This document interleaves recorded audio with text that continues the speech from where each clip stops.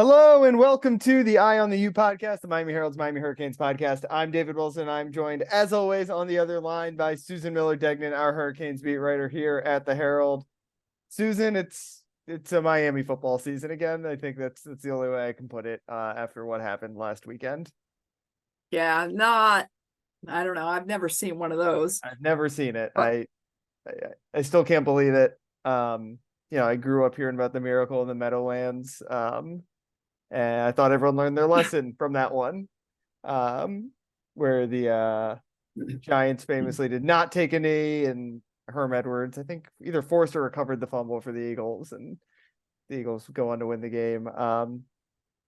Miami does it'll be the miracle of Miami Gardens, I guess, for Georgia Tech forever. Miami, of course, had a chance to take a knee with 33 seconds left to end the game. Instead, ran the ball, and Don Chaney fumbles or didn't fumble. We'll talk a little bit about that, but the possession changes, and Georgia Tech goes 76 yards down the field in, what was it, 24 seconds? Really 22, because I think there were 2 seconds left, or 23. I don't remember what they put on the clock. Yeah, it was either 24 or 25 seconds. To win the game, and it is probably, I mean, it's hard to, like, I know there have been more important losses in Miami history, probably losses that have left fans more frustrated, but it's impossible to lose a game worse than that, where you very literally snatch defeat from the jaws of victory. Yes, as my son told me a couple times. Yes, that is true. And it is not, I mean, I've been covering this team for so many years, and I have, You've seen it all. You've seen it all. I've seen it all, and I have, I've seen it all. Yeah, from the crappiest seasons to the national championship. But and some of the losses I've seen, to me, were more painful, as far as you said it perfectly. In the long run, they meant the more. National champion, right? I mean, can anything ever top the Ohio State national championship? Probably not. But nothing will ever top. That was the worst. And to me, also, the last game in the Orange Bowl, the last Miami Hurricanes game in the Orange Bowl against Virginia, who they were supposed to absolutely pulverize, ends up winning. I don't know. I think it was 48-0. I don't know. I have to look it up again, but it was really sad. To me, that was that was really heartbreaking. This one was terrible. Terrible. It's like you can't, there's not even like a way to explain it, justify it. Like, it was, I know everyone's going to say, I don't think there are any Miami fans out there like trying to defend what Mario Cristobal did at all, but people will say, people obviously pointed out that Don Chaney probably was down. I know it's hard to overturn that call if they called it a fumble, if they called him down on the field, I don't think they would have called it a fumble on the replay. Like, it was just one of those where it was going to be hard to overturn it either way. Obviously, Haynes King had 75 passing yards all game until the last 24 seconds, when he then throws for 76 yards on 4 throws and 2 completions. So, like, exactly, 2. It's not the, Miami, even after the fumble, the win probability was probably like 90+%, but I mean, it all goes back, like, the game was over. They won the game. You just take a knee there and the game is over. There's no other way to, like, I know you can talk about all these other factors that played in, but you just can't get around. That's the big one. And that is, that's always been the concern around Mario Cristobal, right? Not the world's greatest game manager. Obviously a great collector of talent, a really good developer of talent, particularly with the offensive line, which we can talk a little bit about. We should probably talk a little bit about them. They've been like as advertised, as good as anyone hoped. They've been great. But his flaw has always kind of been game management, and that's the biggest mistake you can make, and you get bit for it. Yeah, it's not even like, I don't understand. It's not even a mistake to be made. I don't. Yeah. I get like, right. It wasn't even like it was like it's one thing when you, like, maybe on first down, if you run it and you like haven't quite mathed it out yet, but like play, like, they snap the ball and Tyler falls down, the game's over because he puts his knee down and the game's over. And you're supposed to win. I mean, that's the bottom line, is win loss, not at any cost, not being dirty, not being, something bad. Right. Okay, which I've written about too, about different teams, what they do in the huddle and all this stuff, in the pile up and stuff. But a game that you've won, I mean, for God's sakes, I don't know. I can't. He won't do that again. No, I mean, But it's now the he's, kind of thing you have to. You can't not learn from it, right? Like you have no choice but to get it right from here on out. And I can only imagine this, because I'm I'll be off in North Carolina covering this game, and I mean they have great student crowds. They have fantastic crowds, and I bet it's sold out or almost sold out. And I can only imagine the rest of the season, the signs, and t-shirts. I mean, I know like College Game Day, I think, is going to Seattle this week, and it's an Oregon game, and there's some salty Oregon fans about Mario leaving. Like there's going to be, like they're going to Miami, for the next couple weeks, they're like the laughing stock, right? I like, think for more, at least until Saturday. I mean, if they beat North Carolina, as we'll talk about, it kind of changes everything. But at least through this weekend, they're like the laughing stock of college football right now, and deservedly so. And I don't think. I don't think they're the laughing. They have that game won. Right. Yes, they are. I mean, Mario Cristobal is, and they're putting it on you. That's more what I mean. But, yeah. No, I know what you mean. But the thing is, if they win this game, I still think every single road game that I go to, we got North Carolina, we got North Carolina State, Florida State. I mean, Florida State's going to be ruthless. Yeah. I mean, come on, it's going to be brutal.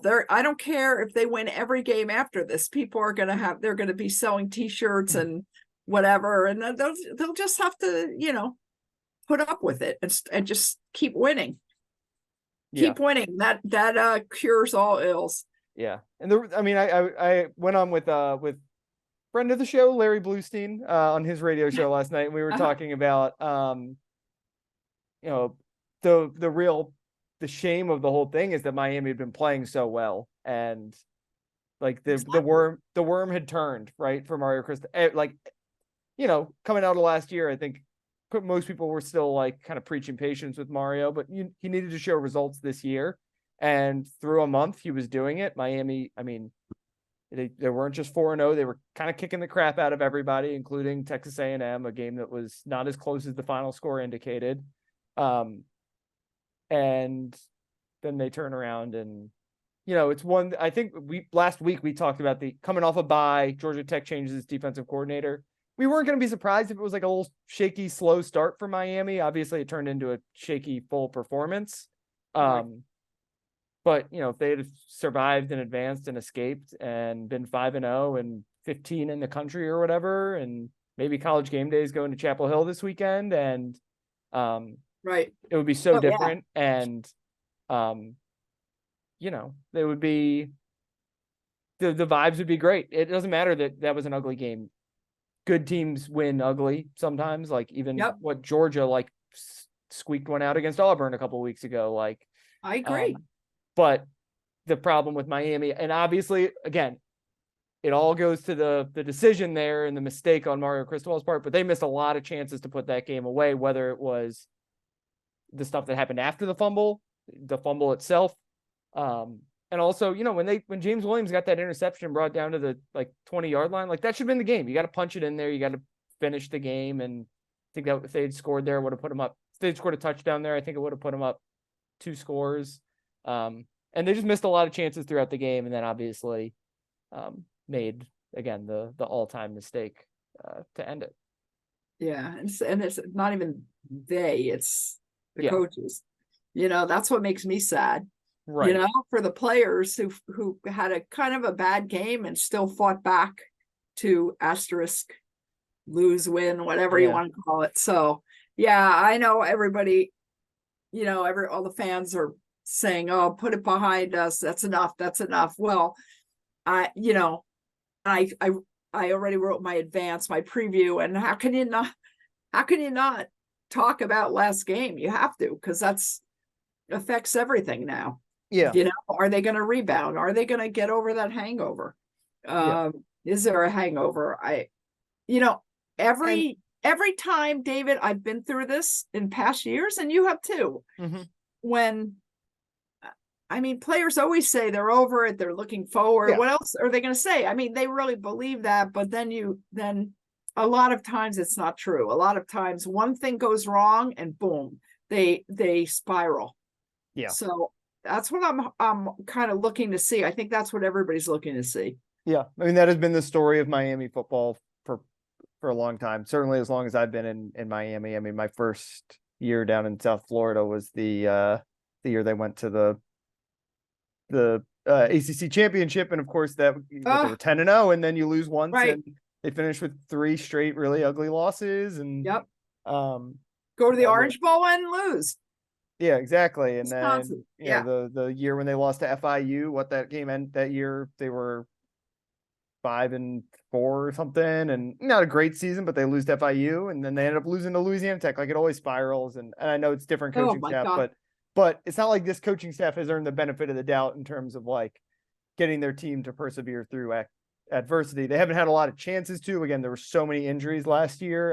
It's different than some of those past seasons, but you know, we haven't seen a Mario Cristobal coach team rebound from a terrible loss like the one they had on Saturday yet. And you know, it's a good opportunity for Miami in that way. Like, I think they can prove a lot by winning.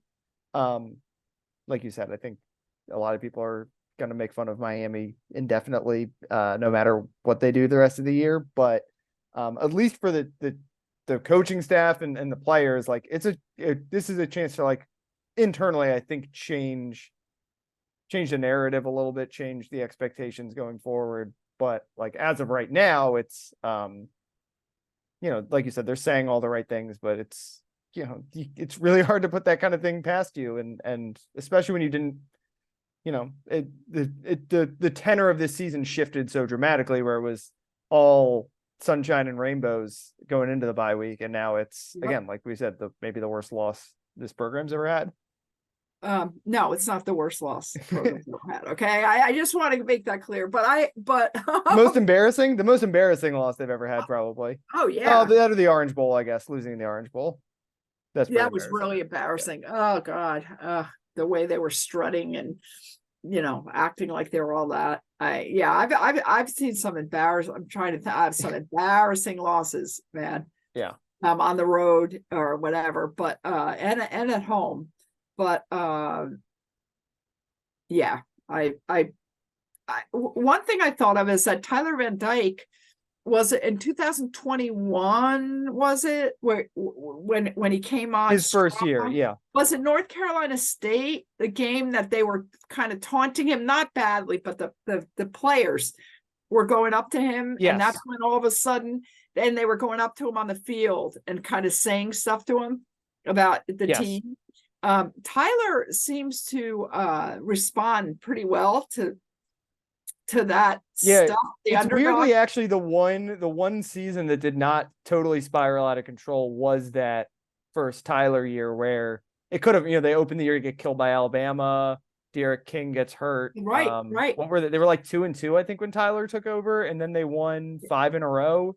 And you know, they obviously lost the Florida State game, which was the death knell for Manny Diaz, but that team, like, could have been dead in the water, and Tyler obviously played out of his mind for basically 2 months straight. They lost at North Carolina. They lost at North Carolina, but otherwise, you know, they beat NC State. They won at Pitt, beat Kenny Pickett in that incredible shootout.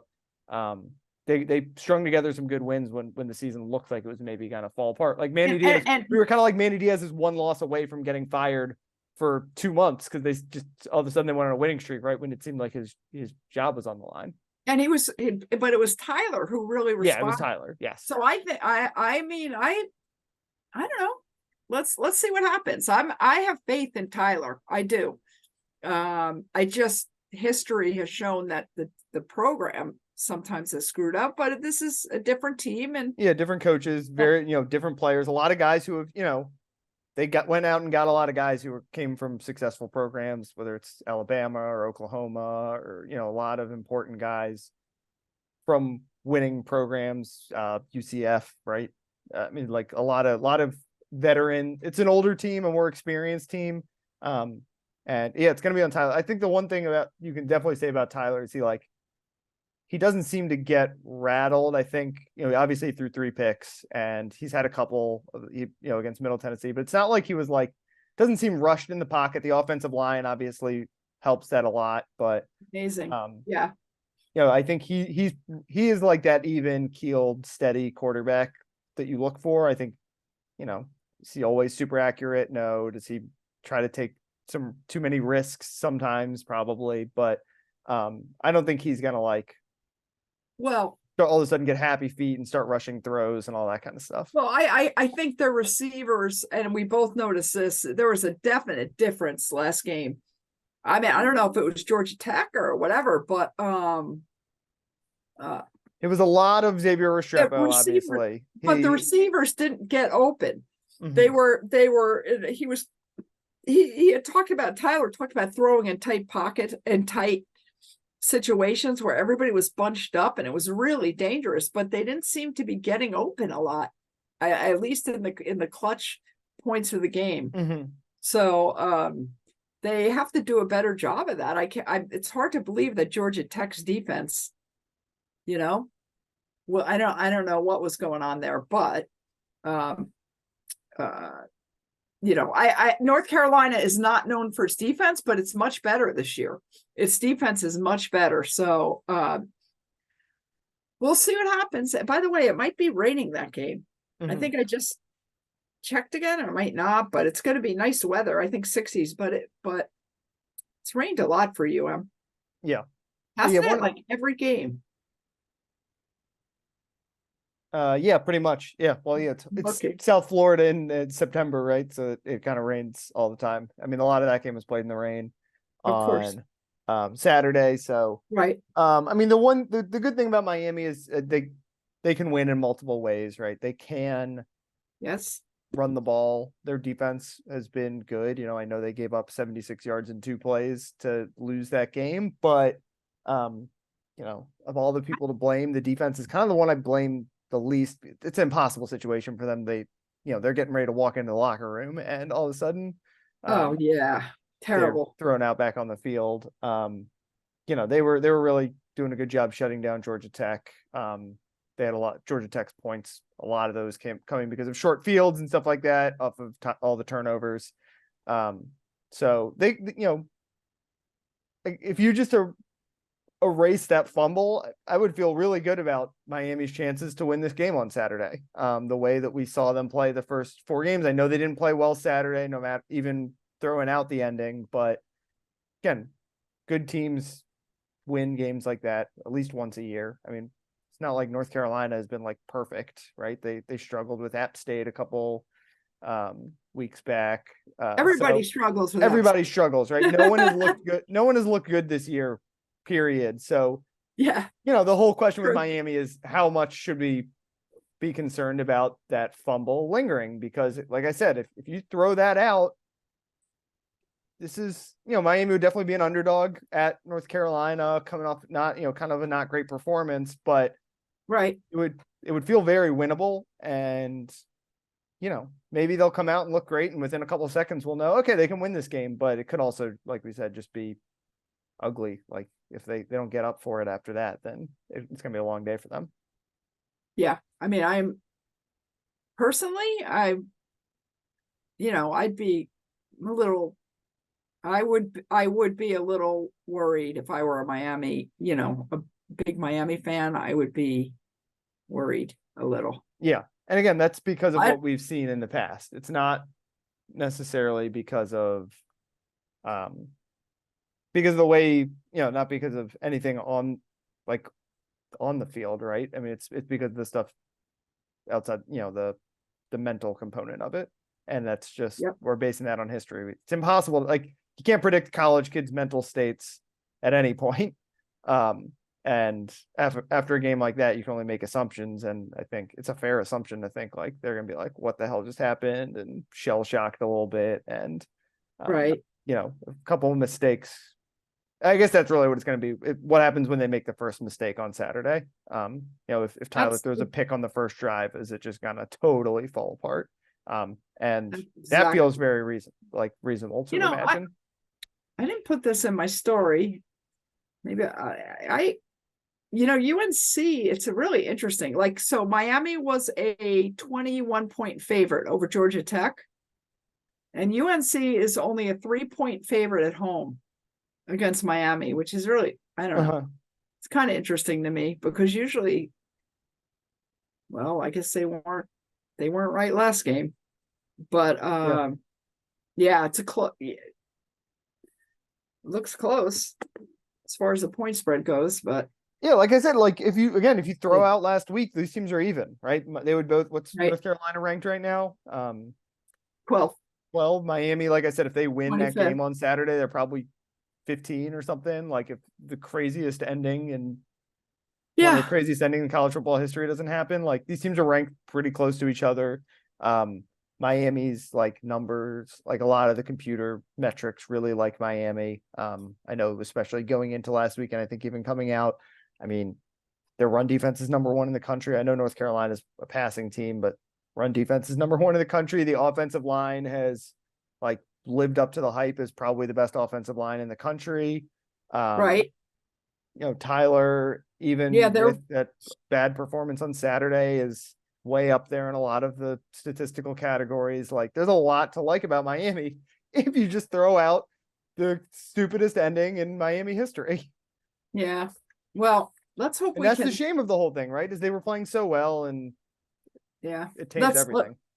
Let's hope it at least until we see the different t-shirts each week. I just know that's going to happen, especially FSU. Until we see all that, let's hope they win this game and we can kind of say, okay, they overcame it. Yeah, we got to see it, right? That's the thing. We got to see it. I mean, we might come on next week and be talking about how Miami is right back in the hunt for an ACC championship. Yeah, let's hope.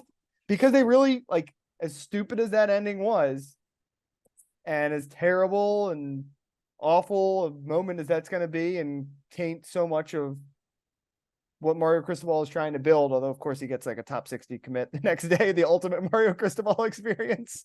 The next day, I don't know. Somehow I think those things are timed.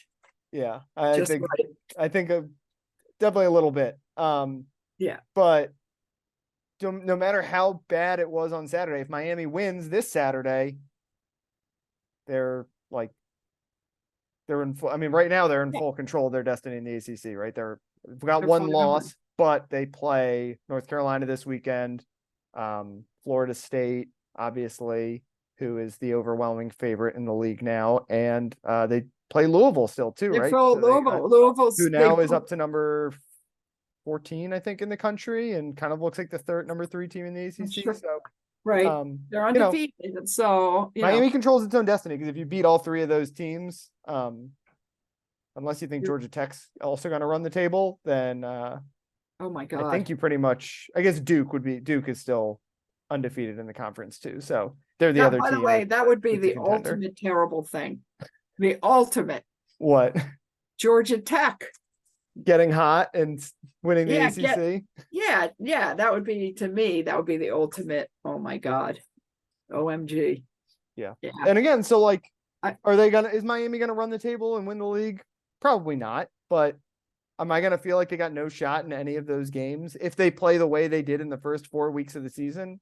No, they can beat anyone if they play that way. They looked legitimately like one of the best teams in the country for the first month of the season. So yeah, it's just such a weird, like it's such a weird situation. Like in a vacuum, you would feel, again, Miami would definitely be an underdog, but you would feel really good about, like, you'd be pumped about. I mean, I'm still excited about this game. I think it's going to be a fun game. But there is just like that, whatever the percentage possibility, and it's somewhere between 1% and like 50% chance that Miami just like totally falls apart because of what happened on Saturday. Let's hope not. But we'll see. They have UNC has a great quarterback, by the way. One of the best in the country. Yeah. Probably going to be like a top 10 or 15 pick in the draft in a couple of years. He's really, really good.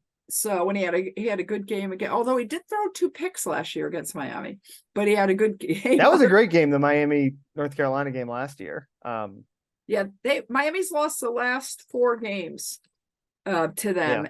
And, and by the way, Tyler had his best, had a career high 496 yards again last year against. The game last year was crazy. Remember Miami almost recovered an onside kick at the Al Blades? Didn't he almost recover an onside kick at the very end? Yeah, good memory. He almost made one of the greatest plays I've ever seen, but I think they said he was out of bounds. Right? I think. Yeah. So that was 496 yards and 3 touchdowns last year for Van Dyke. He did throw a pick at the very end when they were driving. Right. But there was 10 seconds left or something. And then in 2021, they also lost by 3 points. They got got 25 second half points. Yeah. And, Tyler was I remember the first half of that game. We thought oh, they might have to. It might be Jake Garcia time, and then Tyler roared to life in the second half of that game. Yeah, that's right. And then he got to the UNC 16-yard line. Right, they only lost by 3 points, and then he threw a pass, and it was batted, and it was broken up, and then it bounced off a Tar Heel, and it was intercepted. So that was that, and then 2 years ago, in 2020. Oh no, that would be 2020, wasn't it the Javonte Williams game where he ran, where the Javonte Williams and Michael Carter ran for 544 yards. 544 yards, and gave up 778 total yards, the most it's ever allowed. Yeah, they lost 62-26. That was Manny Diaz's last game, right? No, we thought maybe he was going to get fired. He didn't. He came back. 2 years ago, and then in 2000, that was 3 years ago. I've got to change it. And 2019, it was Blake Baker's last game. The next year, Manny Diaz went back to running the defense. After that, that's right. In 2019, with a minute left, missed a 49-yard field goal. 49-yard field goal, and they lost by 3 points. So it's not been good. Yeah. Anyway, maybe Miami has an all-time losing record in North Carolina. Are they? Yes. They got to be one of 15 the few ACC teams that has that edge on Miami. So true. And especially because North Carolina, I know they've been good for the last 5. The Mac Brown era has been good to them, but it's not like they've been a powerhouse program. So it's always been tough for Miami up in Chapel Hill, and they're facing one of the toughest situations they've had in a couple of years after the way things ended on Saturday. But okay, let's end this on an upbeat note. Okay, yeah. I think I'm excited for this. I'm legitimately excited for this game. I think it's by the way, it's a great college football weekend. Washington, Oregon in the early afternoon should be right. Awesome. There's that bunch of good 7:00 games, USC Notre Dame's at the same time. So, but Miami and North Carolina, if those two quarterbacks play the way they can, that could be an epic 55-52 shootout or something like that. Yep. And I think it's probably, if you take the over, it's probably a lot of points. Yeah. So what 57 points. Sorry, I can't. What's anyway. You said you wanted to finish on a better note. What do we got? What do we got? Maybe, I don't know, victory. Yeah. I don't know. I mean, I don't, until they win, but I'd like to think they can win. Okay. I'd like to think it's true that they've, we'll see. All right. I think we can close things out there. You can follow Susan on Twitter at @smillerdegnan. She'll be up in Chapel Hill this weekend for Miami, North Carolina. You can follow me on Twitter at DBWilson2. I'll be on my couch in South Florida. But probably chiming in a little bit about this game if it remains interesting throughout the duration. David, after this, we have I think Clemson, right? Yeah, Clemson at Hard Rock Stadium the following weekend. So, we came on last week and talked about how Georgia Tech was like the appetizer. Obviously, it wound up being an important moment. But this was the stretch we were really excited about because it's North Carolina this weekend, Clemson the following weekend, and then Virginia, a couple lesser games, but then Florida State. Then 4 of their next 6 games are against North Carolina, Clemson, Florida State, Louisville. So It's the meat of the schedule here. Yeah, I don't even want. I mean, after Clemson's You Virginia, can't. I'm not. No, you can't. At this point, you can't write off anything. Yeah. Not writing off anybody. Let's see what happens this week, and let's hope for the best. Yeah. All right. Thanks again for listening, and we'll talk to you guys next week.